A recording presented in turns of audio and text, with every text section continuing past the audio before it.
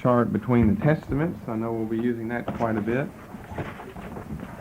My notes say we have quite a lot to try to put into our schedule this evening, so we need to get started on that, particularly the chart between the Testaments, the northeast corner of it's what we'll be using. Now, Alexander the Great had been born in 356. He came to the throne of power in 336 at the age of 20.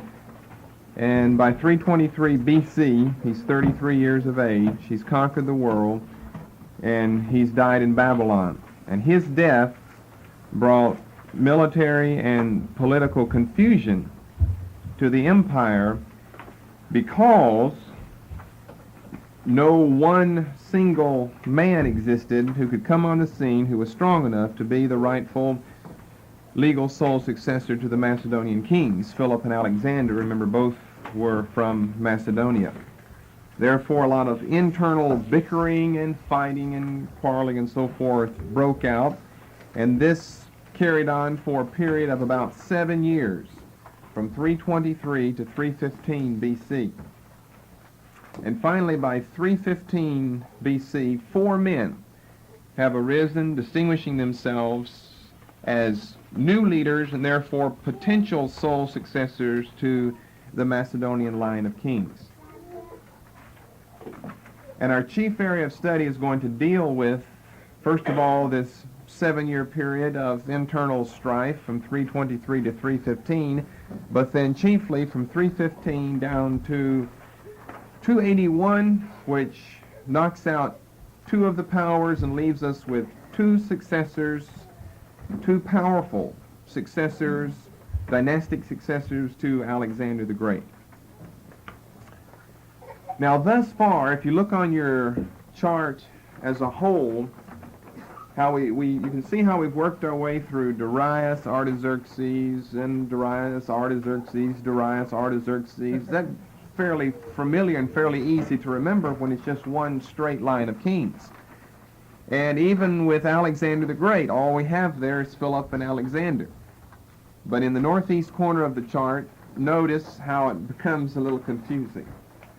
You see all the names and lines and dates and dots and dashes and numbers and battles and places that are listed up there because of the reason I just have stated. It's a very confusing period, both militarily and politically, in the Greek Empire. Remember, we're still talking about the Greek Empire. The Greek Empire, because of the death of Alexander the Great. Now, he had a whole host of able generals. There's no doubt about that. But none of them were able enough to take over and fill up these large shoes of this young 33-year-old Alexander the Great when he died. That's going to take some type of man to fill in the shoes of Alexander the Great. Think of what people's expectations are going to be of you. If Alexander did this, now let's see what you can do. And he's done all that can or needs to be done in this period of history. And that's why although we have a large core of able generals that are under Alexander, that's why we see 4 names arise here in a hurry, and they're all distinguished individuals, they're all distinguished generals or some type of leader under Alexander the Great, but none as distinguished as Alexander. No, not even as distinguished as his father, Philip. Remember, Philip started this Macedonian Greek Empire in the first place. So we're going to have to get familiar with these 4 names to begin with.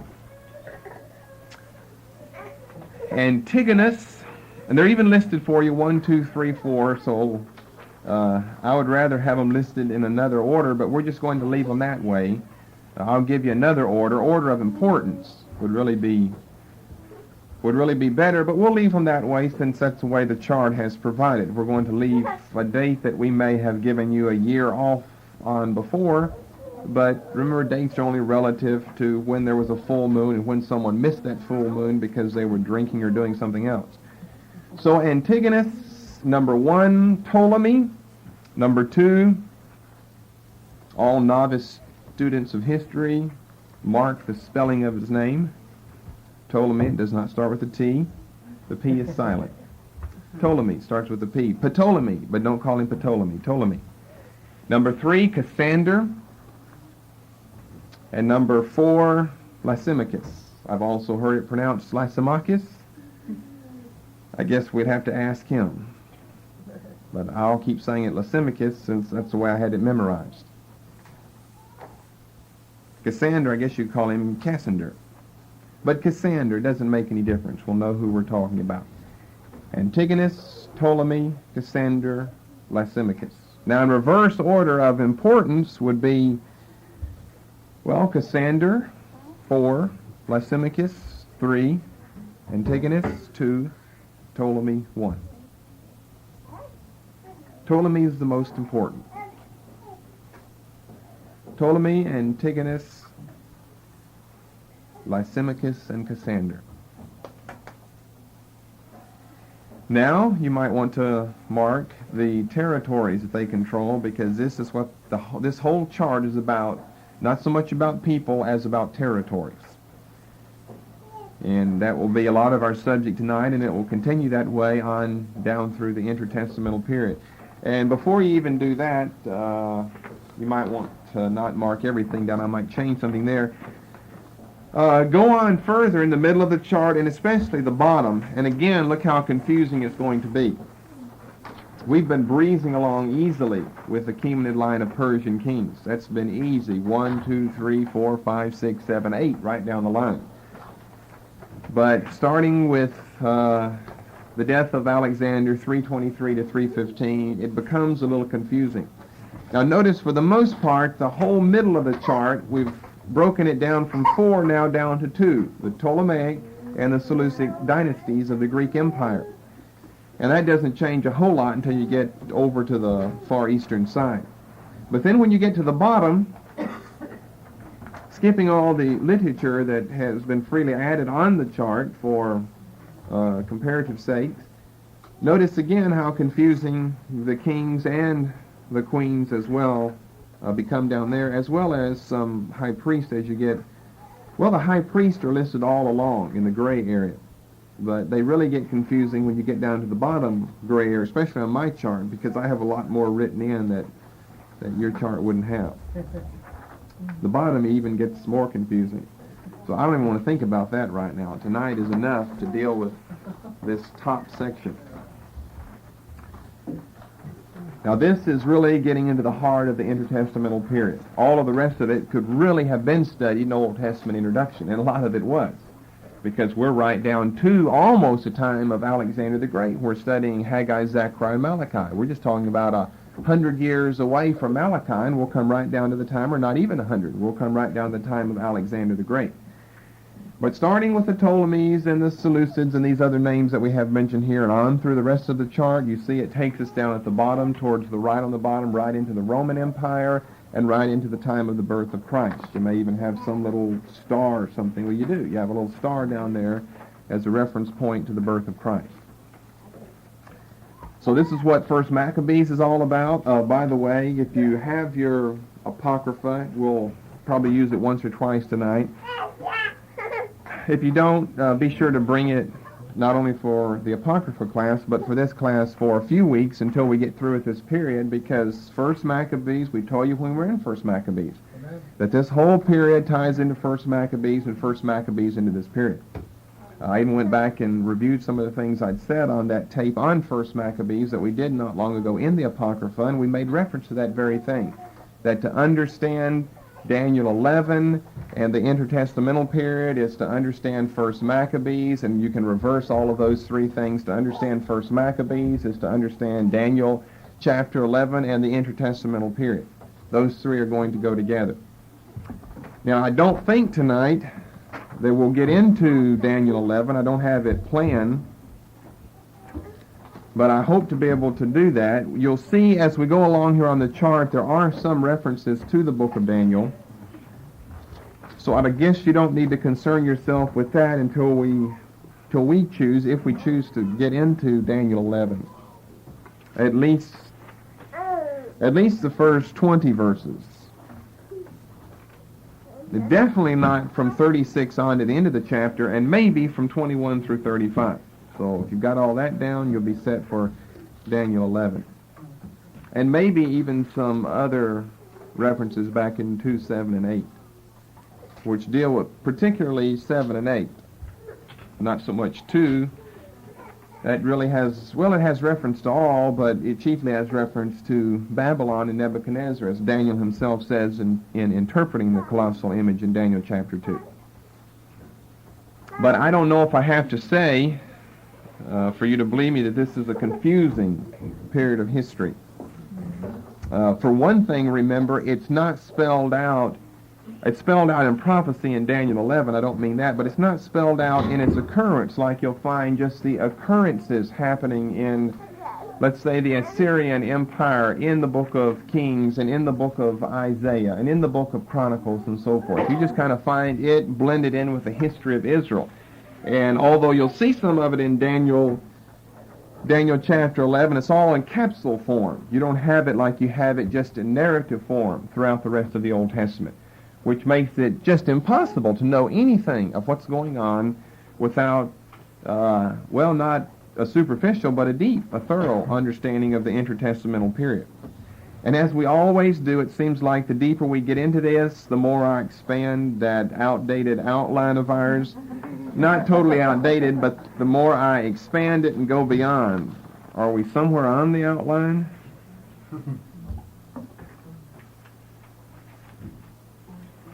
We're on page 2. Well, we did some of the outline. Praise God. 4A was ancient Greece, mythological legends. That must have had to do with the Iliad and the Odyssey then. The Golden Age of Pericles, famous Greek names, Persian Wars, Peloponnesian Wars. I think we gave all of that to you. Consolidation of the rival city-states under Macedonia, Philip and Alexander. Then that brings us down to C, the post-Alexandrian divisions of the empire. That's exactly where we are.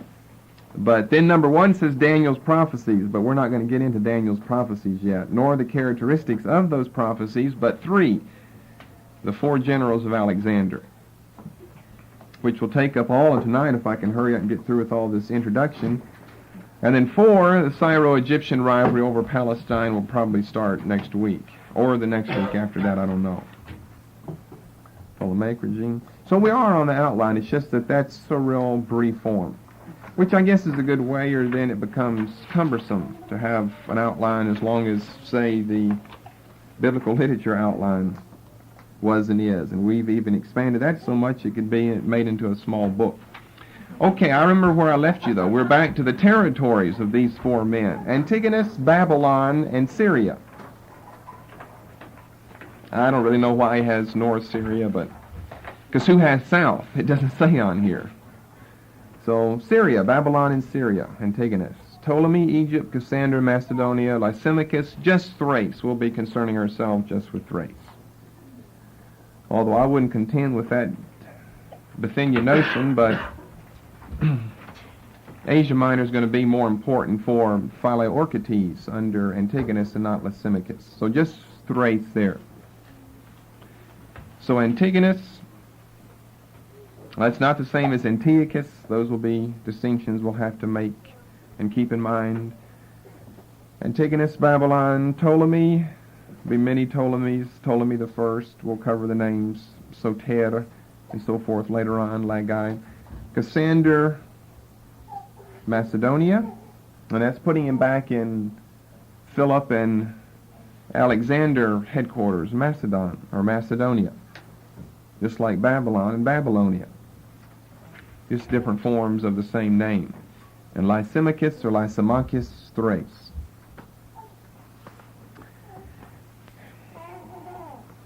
And we're going to follow these longitudinal notes on the chart as well. We may have to add in others, I don't know. The first that we have is the first one of importance. Ptolemy takes Palestine in 320. So you don't have that up under his name, you just have Egypt. But Ptolemy is going to begin this period. The period begins with Ptolemy in control of Palestine. And of course that's really what we're concerned with. And that's really what the chart is concerned with. Who controls this wedge in between the Seleucid Syrian Empire and the Ptolemaic Egyptian Empire? It's Palestine, but who controls it? And so for a long period of time, I think down to 198, it's going to be in the Ptolemaic hands, and it switches to the Seleucid hands. But all in that period, from 320 to 198, there are wars and skirmishes and fightings back and forth of someone invading Egypt from Syria and then someone invading Syria from Egypt. And of course, who gets trampled meantime? Palestine, Jerusalem, the Jews, who come in between these two regions. So that's what's important on the chart, and that's what is important for us. So let's start into the history and try to trace these things so you understand what you have written on your chart. And you write in whatever you need to write in to make it more understandable for you. Now, of these four, Antigonus is definitely the most empire-minded of them. Because he's so empire-minded, he's going to fill the shoes of Alexander the Great. The other three, Ptolemy, Cassander, and Lysimachus, joined forces against him in 315. We said from 323 to 315, a 7-year period, there's been bickerings and arguings going on as to who's going to be the successor to Alexander. We have a fourfold succession: Antigonus, Ptolemy, Cassander, Lysimachus. But because Antigonus is so world empire-minded, then the others joined forces in 315 against Antigonus. You see, this isn't even given on the chart. You have to kind of trace down 315. And demand that Antigonus surrender Babylon to the most aspiring general of Ptolemy, whose name is Seleucus. And that's just how it'll be tonight, all of these names. You have to know these names. Which he promptly refuses to do. Now, I think I said a moment ago that Cassander is the least important. He's going to fall off the scene first in order. Of these four, or now that we've added the most aspiring general of Ptolemy, Seleucus, these five. Now, a person might not think that because look what Cassander controls: Macedonia. You think, well, that's going to bring back romantic notions of the founding of the Greek Empire. No, because remember, whenever Alexander left Macedon and conquered the world, that he picked the world's greatest city, which had been the world's greatest city down through history, to form and make his new capital, which was what? Babylon.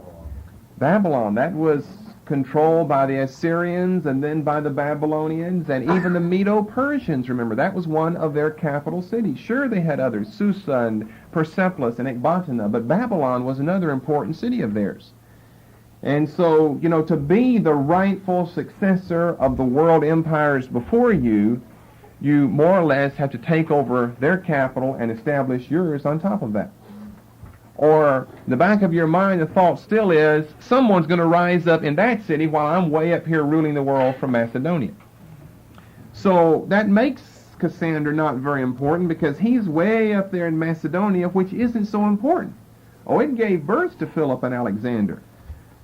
But Babylon is headquarters. So do you think Antigonus would be very anxious to surrender Babylon just at the request of the other three to Seleucus? No. Because it's like controlling the harem of the king before you or of an outlawed exiled king. That more or less states to the populace that you are the new king because you control his possession. This is seen right in the Old Testament.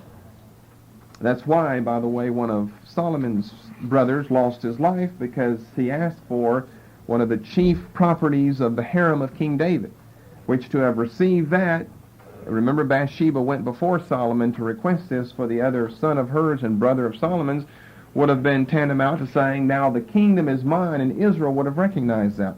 Well, the same is true with capitals here. Antigonus is not going to want to surrender Babylon just at the request. It's going to take a fight. Because it was the capital of Alexander's New World Empire, then it was important to him. So, of course, he does not surrender, but he sends his son, Demetrius. He again is on the chart. Demetrius, Polyarchetes, against Ptolemy and Seleucus in 312 at the Battle of Gaza. Now, about 20 years before, remember Alexander, after the 7-month siege of Tyre, also fought a 2 or 5 month siege at the Battle of Gaza, where he was successful. Well, here again, Gaza's under siege because you've got two opposing armies fighting each other. from Babylon, Antigonus, or under his son Demetrius, Poliorcetes, and the army of Ptolemy, as well as his chief general Seleucus. So Ptolemy comes up from Egypt. I don't know if we've got time to show all of this on the chart, but I think we know where Gaza is. He comes up from his headquarters in Alexandria, by the way, another important Alexandrian city founded by Alexander the Great. He comes up from Alexandria, Egypt, into Palestine, and defeats Demetrius at the Battle of Gaza in 312, which isn't on the chart either. And he doesn't stop here. He goes on into southern Syria, which shows us that Antigonus is controlling southern Syria at this time, not just North Syria, and begins to successively take the major cities in southern Syria. And there's also an important side note here as you're getting all of that down. Whenever he is about to leave, he goes and conquers Jerusalem as well. Whenever we have interesting Jewish history, as a side note, we have to kind of put that in because, remember, after all, that's really what we're interested in.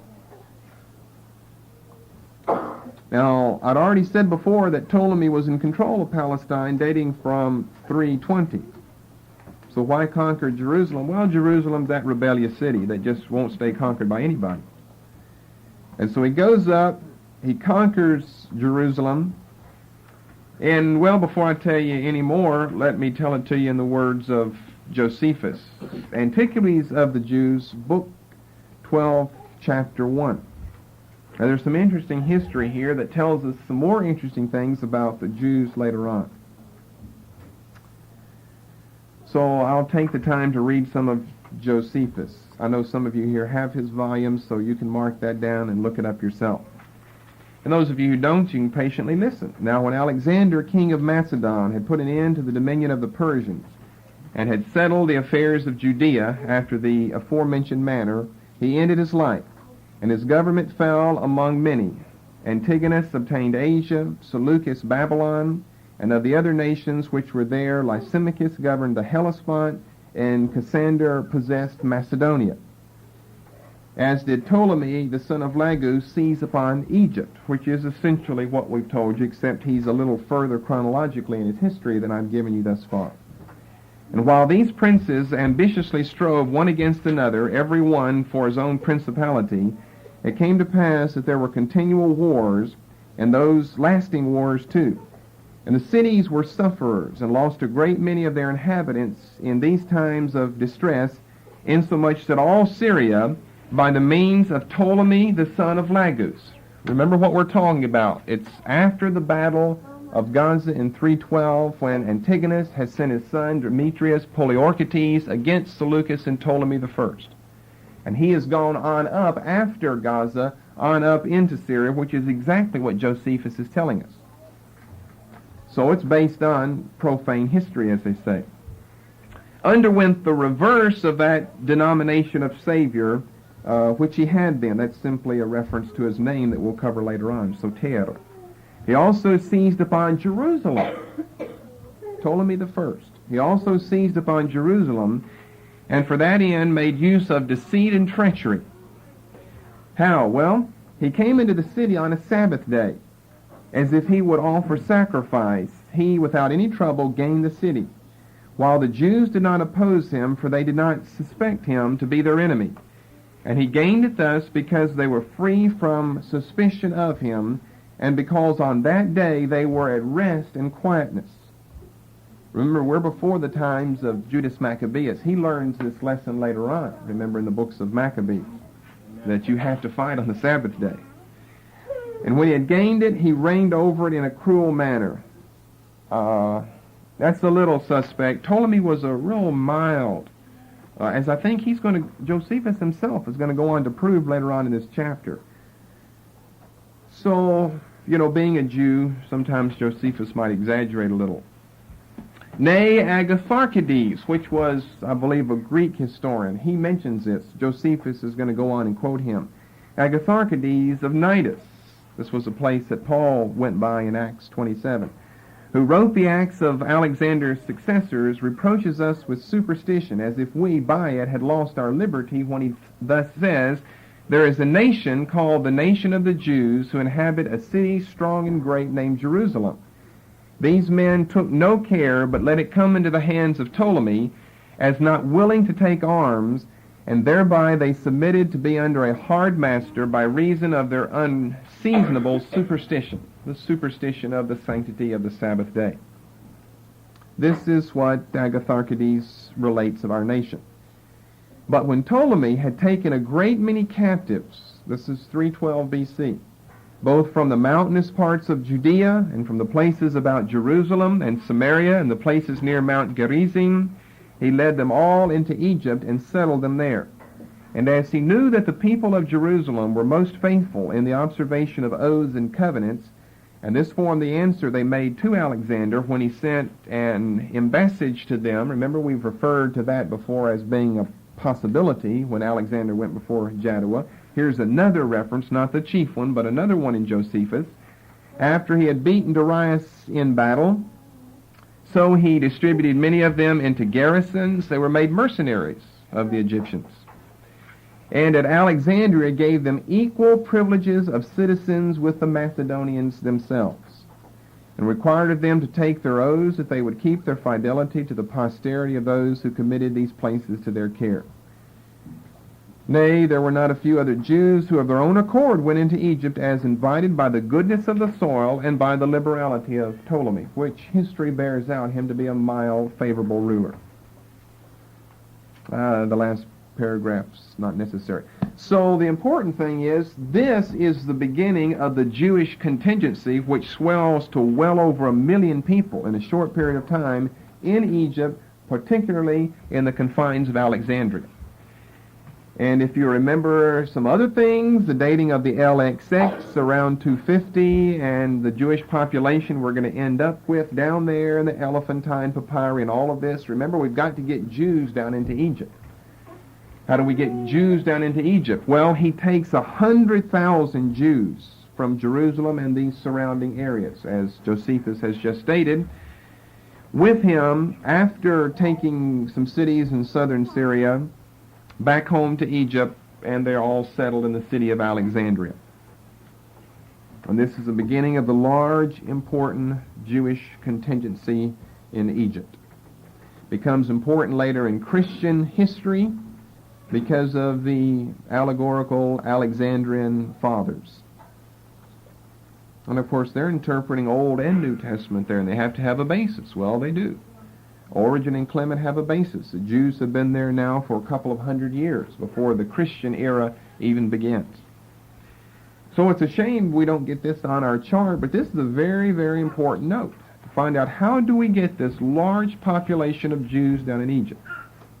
Well, it dates from 312 when Ptolemy Soter takes 100,000 down against their will, and as Josephus said, and other history bears it out, multitudes follow voluntarily afterwards because of the favorable liberal nature of King Ptolemy.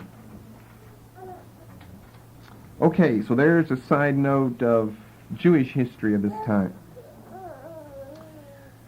Now, almost immediately, Antigonus drives Ptolemy back out of Syria, all in the same year.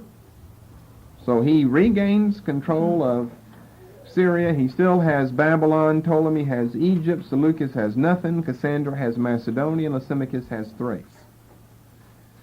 But in the next year, 311, or some people date it 312, some people date it 313. Just to save all of us time and breath and energy, we'll just stay with whatever chart or book is before us. And before us, we have 311. In the year 311, Seleucus, on his own, conquers Babylon and takes it from the hands of Antigonus,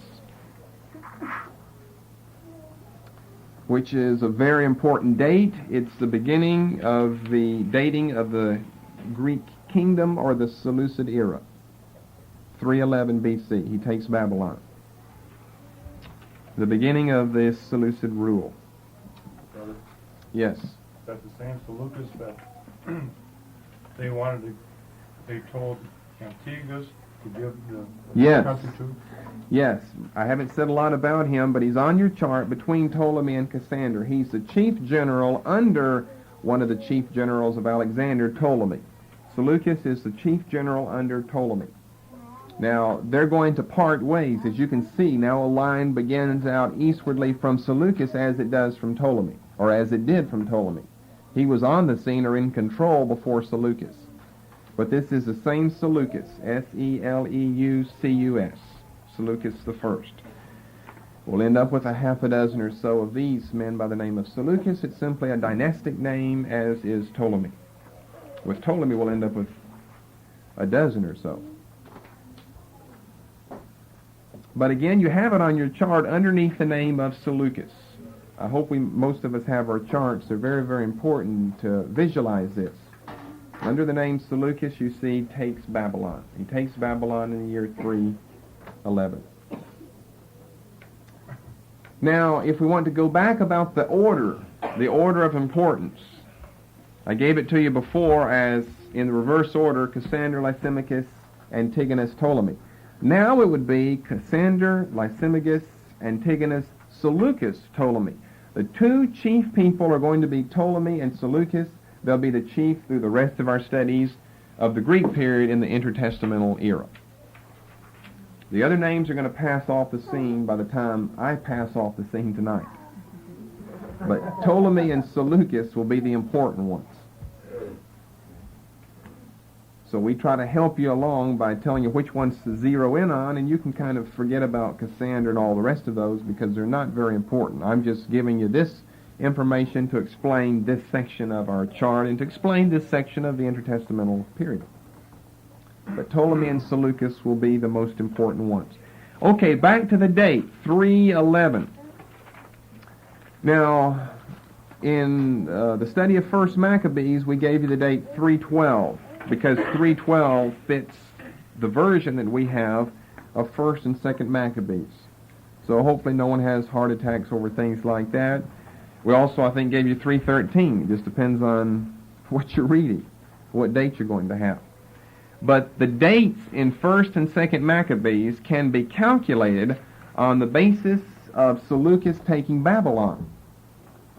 Now, I didn't explain all of this in detail to you on that tape in First Maccabees, but I was surprised with as much as we did say. We gave you a history of the battles between Darius and the three battles between Darius and Alexander and what followed thereafter.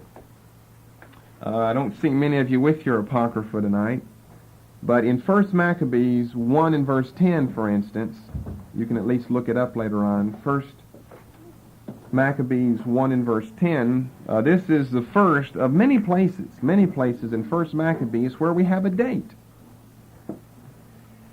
And I told you how you could calculate this date, take the year of the beginning of the Seleucid era, which for us now is 311, and subtract this number, which in 1 Maccabees 1:10 is 137, and you'll end up with the date of the Christian calendar, 175 BC.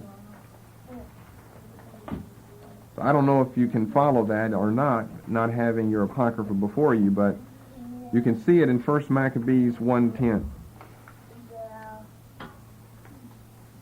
A scion of this stock was that wicked man Antiochus Epiphanes, son of King Antiochus. He had been a hostage in Rome before he succeeded to the throne. Antiochus Epiphanes, he's going to come in one of these lines here. Well, I won't tell you which one right now, but he's going to come in one of these lines, and it said that he succeeded to the throne in the year 137. But it didn't just say 137. 137 to us is either 137 BC or 137 AD. But he said 137 of the Greek era. And this was a calendar that was used for hundreds and hundreds of years. The Greek era calendar. It was used by the Jews for hundreds of years. There was no such thing as dating on the basis of the birth of Christ. It was even used by the Mohammedans. Even used by them long after the time of Mohammed. Of course, later they revised their calendar, reinvented the dating process, and dated it on the basis of the flight from Mecca to Medina of their false prophet Mohammed. But I'm saying all of this just to say that it's an important date because many things are dated on the basis of this. You've got different periods of dating in history. There were, even before this time, there was a Greek way of dating based on the first Olympiad. There was the first Olympiad, the second Olympiad, and you would date things on that basis. If I remember correctly, this year is the 117th Olympiad. But that's ancient Greek history there. They're not using that calendar anymore. So some questions have been raised, why are we beginning the dating of the Greek era here? This says the Seleucid era on your chart. 1 Maccabees 1:10 calls it the Greek era. Why not something like, what would be a good date? 334, the first time that Darius III is defeated at the hands of Alexander. Or better than that, 331, the last and final battle between the Greeks and the Persians. Now Greece becomes a new world empire. I don't know, and I don't know that it's been suggested why, but it's a guess anyway, a guess of mine, that because of the disruption, Alexander dies shortly thereafter, not even a decade after that we don't have any assurance of the continuity of the Greek Empire. We don't even have any assurance in 323 to 315 because of the warring nations and factions of these men, Antigonus, Ptolemy, Cassander, and Lysimachus. But looking back on, now they didn't say this is going to be the beginning year of our history or something, but looking back on 311, when Seleucus takes what? Babylon. Again, we're back to the important capital of Babylon. Seleucus, the Seleucid dynasty. The Seleucid dynasty lasts for several hundred years. It would be a good time to start dating things by. Things have changed hands now from Antigonus to Seleucus, and Seleucus is going to remain in control of this for quite some time. For the continuation of this message, please turn the tape over. Have changed hands now from Antigonus to Seleucus, and Seleucus is going to remain in control of this for quite some time. So 1 Maccabees 1:10. Well, here's another date. I'll have to find what verse. You'll just find it, verse 20 of 1 Maccabees 1. Chapter 2 and verse 60, or verse 70, chapter 2 and verse 70, and so forth. So we just told you to use the date 312 when we were teaching 1 Maccabees, but we didn't explain why, and here's why. All of these teachings, will complement one another. You have to kind of go back and fill in the pieces of the puzzle. So whatever dates you're going to find there in 1st and 2nd Maccabees, you can date them on the basis of 311. Just subtract them from 311 and you'll be down to the time of the Maccabees, 170, 160, somewhere in that period. Okay, back to the history that we were on. Antigonus, we said, has driven Ptolemy back out of southern Syria in 312, and in 311, Seleucus takes Babylon from Antigonus. And for the next 10 years, from 311 down to 301, we have a period of relative quiet and peace.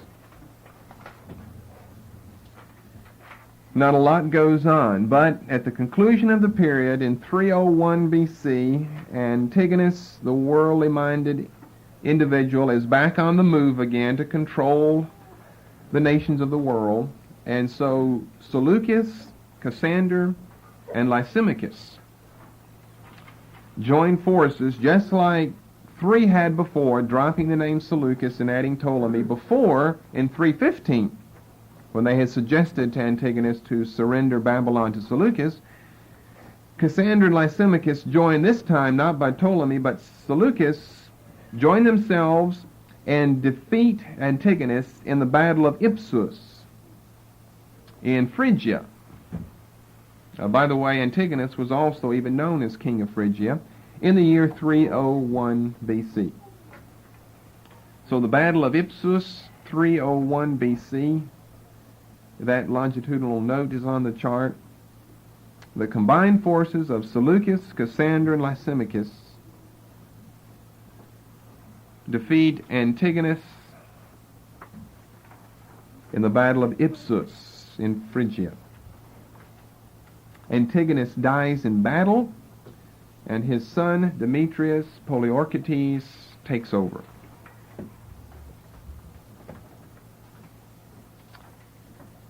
Now, after this battle, we have a little question of the settlement of territory.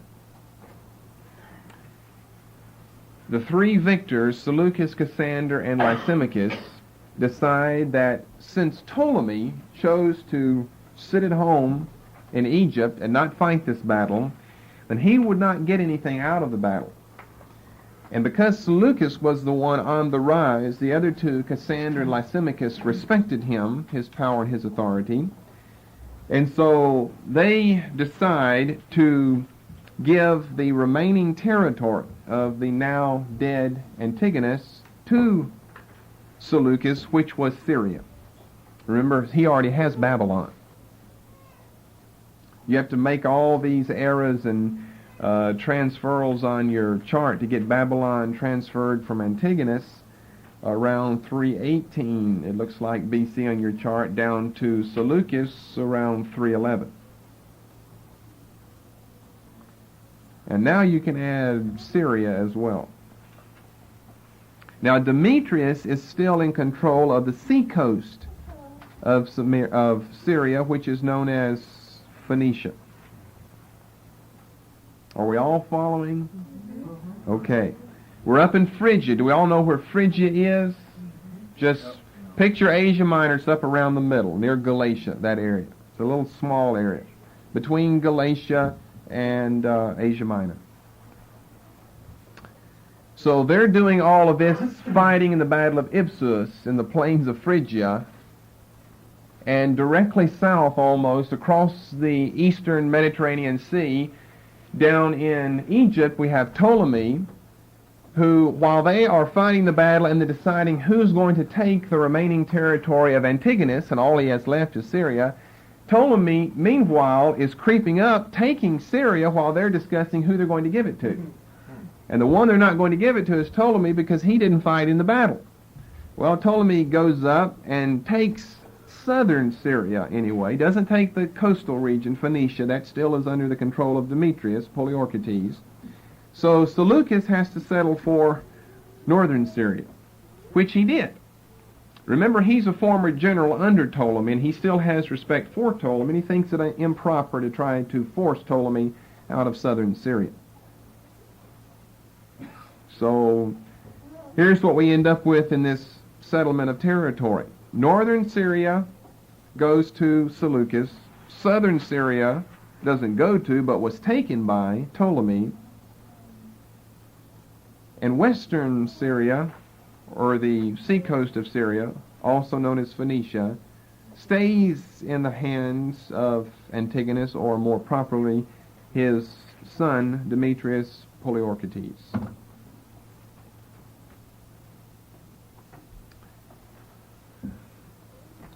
So Seleucus, we're still with Seleucus, so Seleucus in northern Syria has to found a capital. You know what capital he founds? What's up in northern Syria? Turn to your Bible map in the back of your book, your Bible if you have to. Damascus, that's not quite far enough north. Well, I'll turn to a passage. I would put all this up on the overhead, but I don't think we're going to have time. We barely have time to get through with all of this maze of material here. Now, come on, don't make me ashamed up here. I have taught you all these things before. How about Cincinnati? I'm hearing guesses about like that. Antioch. Okay, it's the most important city up there.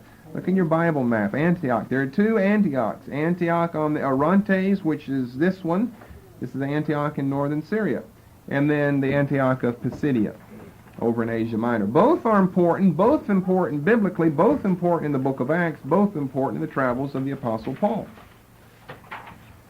But Antioch on the Orontes, Antioch in northern Syria, is definitely the most important, because the shift of Christianity moves from Jerusalem, during the ministry of the Apostle Paul northwardly to the Syrian city of Antioch, which we're giving you the history of, was founded in 301 by Seleucus, naming it for his father Antiochus.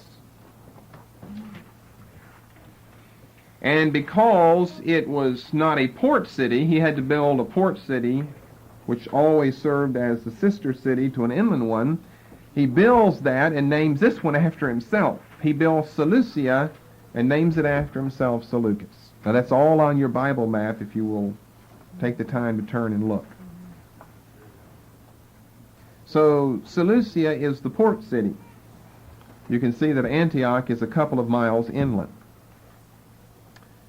So just to give you a reference, one among many for Antioch, I believe this is the only one, or it's one of only a few. I believe it's the only one of Seleucia, would be Acts chapter 13, verses 1 to 4.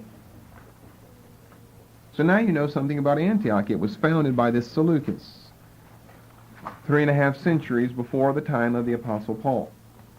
Acts 13:1. Now there were in the assembly that was at Antioch. Notice they didn't, because they're Christians now, try to rename the city away from a pagan king. They just left it Antioch.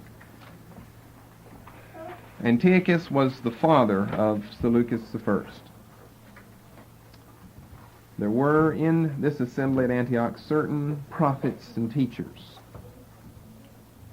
The first mentioned Barnabas, the last Saul, and ministered to the Lord and fasted. And the Holy Spirit said, Separate me Barnabas and Saul for the work whereunto I have called them. And when they had fasted and prayed and laid their hands on them, they sent them away. So they, being sent forth by the Holy Spirit, departed unto Seleucia. Why? You have to go to Seleucia to get on a boat to sail in the Mediterranean. And from thence they sailed to Cyprus. That's the rest of the verse there. To get over to the island Cyprus, you have to go from Antioch through its sister seaport of Seleucia. So there's a little history of Antioch and Seleucia. We'll probably cover all this again one of these days in geography, but I just can't resist the temptation to cover it now as we go by it. So we had 10 years peace, I said, from 311 through 301. Now we have 20 years of war, from 301 to 281. One highlight in the midst of that, in the year 295, Cassander loses Macedonia to Demetrius, who establishes his control here. And as a result, Cassander falls. So one of the four are now for us one of the six, because Antigonus has died and Demetrius has come on the scene, passes away. So back to your chart, you see the name Cassander, you trace it out to the end, and it comes to an end. So he's the first of the dominoes to fall. And you even have a note there that Macedon goes into the hands of Demetrius. Then in the important year of 281, I don't think we'll go past this in our history tonight. I have some other things to say, but we'll stop here because this is an important year. It brings several changes. The important year of 281, Lysimachus loses all of his property to Seleucus. We haven't even talked much about him except to say that he was headquartered in Thrace. He loses out around 281 or shortly before to Seleucus. And Demetrius loses Phoenicia. So both of them essentially fold. Now what else does Demetrius still have control of? Macedonia. He's lost Babylon way back in his father's days in 311 to Seleucus. Now he's lost his part of Syria. He had lost other parts earlier. And so all he really has control of is what he has just taken over a short time before from Cassander, which is Macedonia. Now, the chart draws him out under another name for a short period thereafter, and then just has an arrow pointing on. That's the demise of that empire, that group. We're not too concerned about them anyway. I'm not saying they're not dated past 281. Just for our short purposes in this study, we date the end of that 281. Who did Demetrius lose Phoenicia to? What did you say? Who did Demetrius lose Phoenicia to? He's losing all of his property, as well as Lysimachus to Seleucus. Seleucus is the one we're focusing on now because he's so important. So,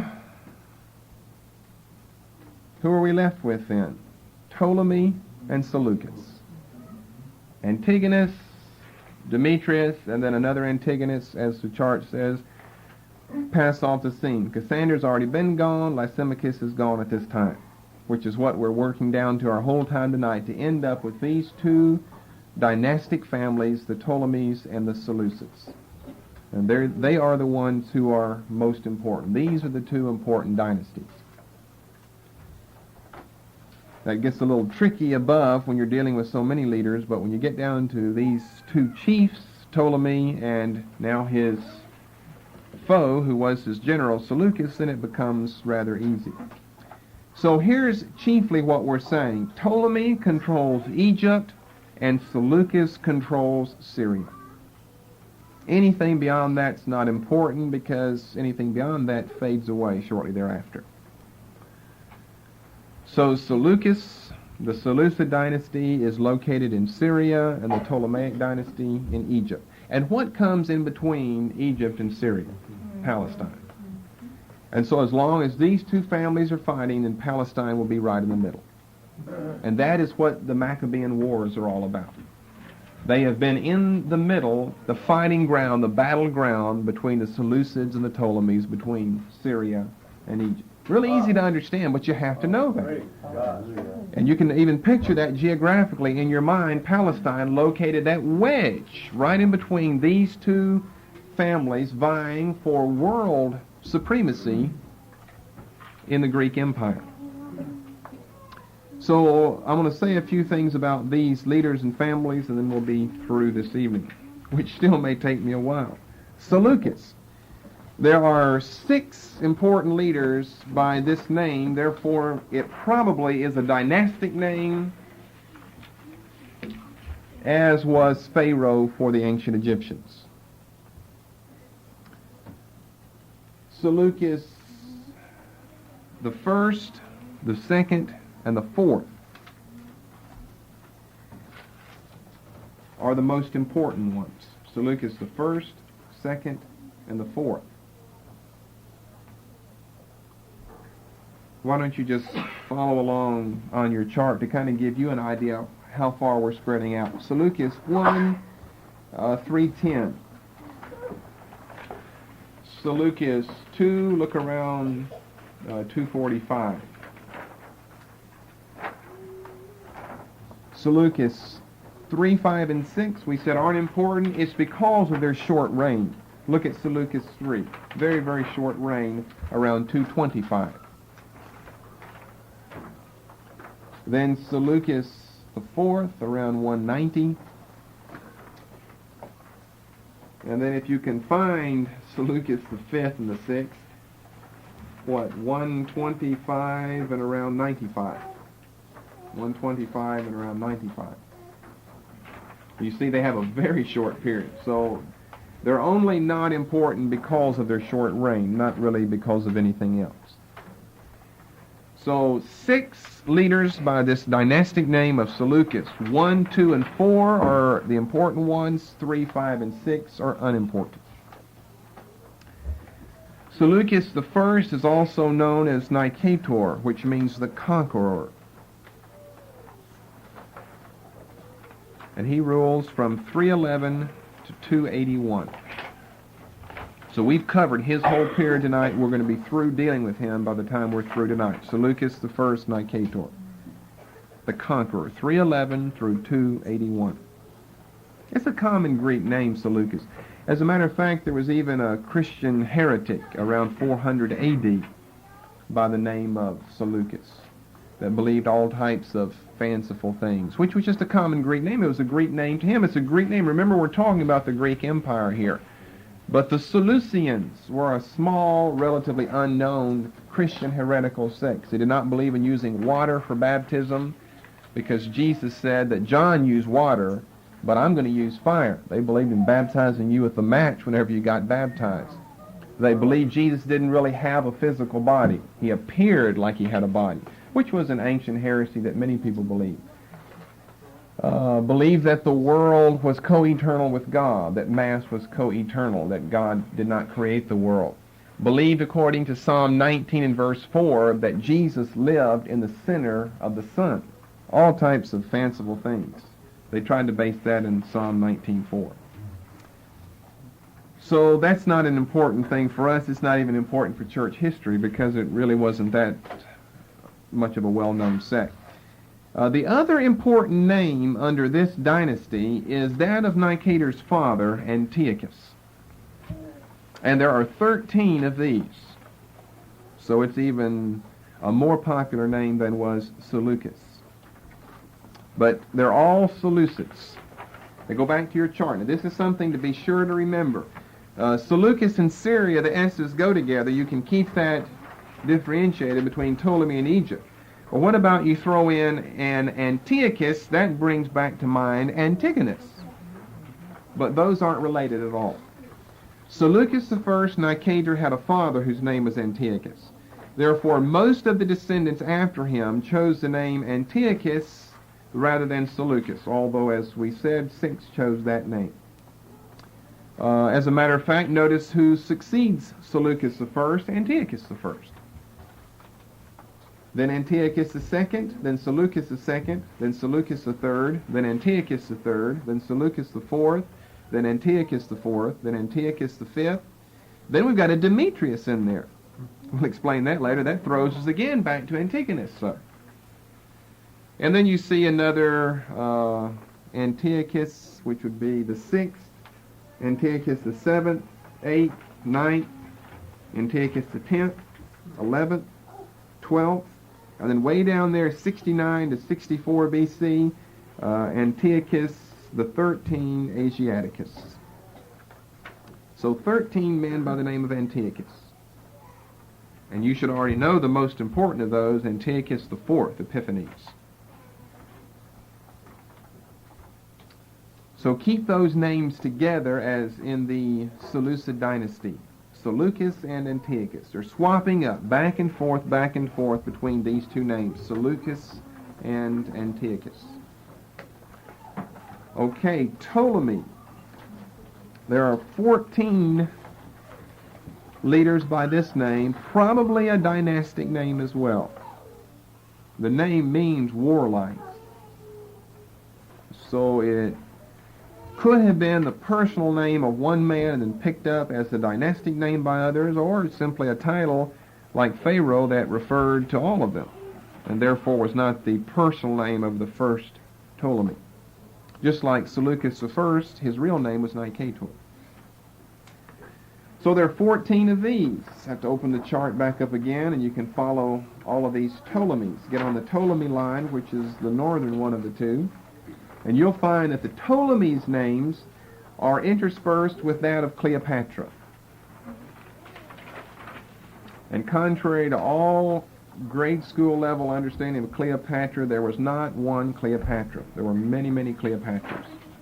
I said that in a recent message. I don't know where that tied in, but there's not one Cleopatra. The movies make you think there's one Cleopatra.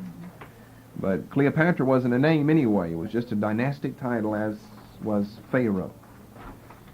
So you see Ptolemy the first, Ptolemy the second, Ptolemy the third. Notice they've got other names. Ptolemy's just the dynastic family name. The 4th, the 5th,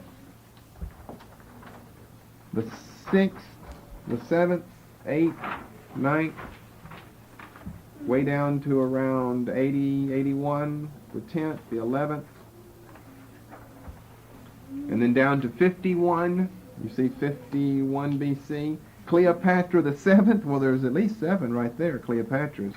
Under Cleopatra the 7th, you've got PT, Ptolemy, the 12th, 13th, and the 14th. And they're the ones who start off with control of Palestine in 320. And they'll remain in control for 130 years or so. Okay, the first one, Ptolemy the First, was also known as Soter, or Savior, which is the reference that Josephus had. That he certainly wasn't. He was the reverse, I believe, Josephus said of his name. He's also known as Ptolemy Lagi, L-A-G-I, because he was the son of Lagus and a concubine of Philip, king of Macedon. So he even has connections right into Philip himself. He rules from 320 to 285. Ptolemy the First Soter, S-O-T long E-R. It is he and his famous son who found the world-renowned Alexandrian Library and Museum. Now I said before that Seleucus founded Seleucia. What did Ptolemy found? Well, there was an ancient city, an ancient Phoenician city, mentioned in Judges 1:31 as Acco, A-C-C-H-O,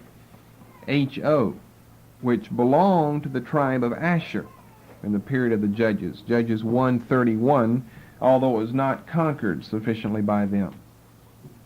It was an old Phoenician city, and it was the port city of access into the fertile plains of Jezreel or Esdraelon or into the fertile valley of Megiddo. And during the intertestamental period, it was the most important Phoenician port, as seen by its numerous references in the book of 1st Maccabees. But it wasn't known as Acco, because when Ptolemy comes on the scene, he renames the city after himself, Ptolemaeus, and it's found throughout the book of 1st Maccabees as being the most important seaport of the country of Phoenicia. As a matter of fact, in 1st Maccabees 5 and verse 15, in the list of the 3 important seaports of Phoenicia, it even comes first, before the great ancient cities of Tyre and Zidon. Ptolemaeus comes first. It's mentioned once in the Bible, once in the New Testament, in Acts chapter 21. And verse 7 as being a place where Paul stopped and greeted a local group of Christians who lived in Ptolemais. Acts 21 and verse 7. Here we have an established group of Christians that Paul visits. It's only stated once that he visited there, but I believe the itinerary of the apostle will show that he visited it more often than that. And when we had finished our course from Tyre, we came to Acco, Judges 1:31, A-C-C-H-O, which had been renamed Ptolemaeus, and saluted the brethren and abode with them one day. The Crusaders, in the 11th century A.D., saw it as the most important city, the key city to gaining victory over the Turks in Palestine. So at great cost and at great expense, they took the city. And down to this day, there are still great walls and fortifications, even out into the harbor, that the Crusaders built, fortifying the city. Swapped hands over the years, back and forth. Today it belongs to Israel, and it's known as Acre, A-C-R-E, Acre. It was a very important port at one time, even for the fledgling nation of Israel, but of course it's been overshadowed by the modern Israeli port of Haifa, which is several miles to the south of this. I have slides of all of this, views of these cities and the remains of the Crusader period and so forth at Acre and Haifa. I'll have to bring and show you one time. Now, one more thing on the chart. Notice, we're still on Ptolemy, notice Ptolemy down to 285. I said he ruled from 320 to 285.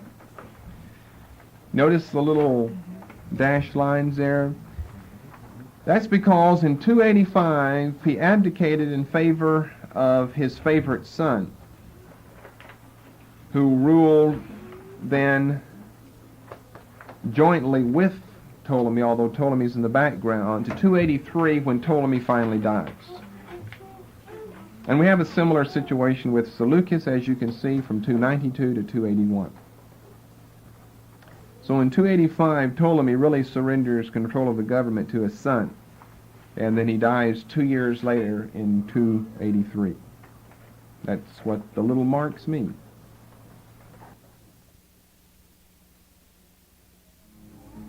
Who shall separate us from the love of Christ? Shall tribulation or distress, persecution, peril, or storm, things present or things to come, can separate us from the love of God?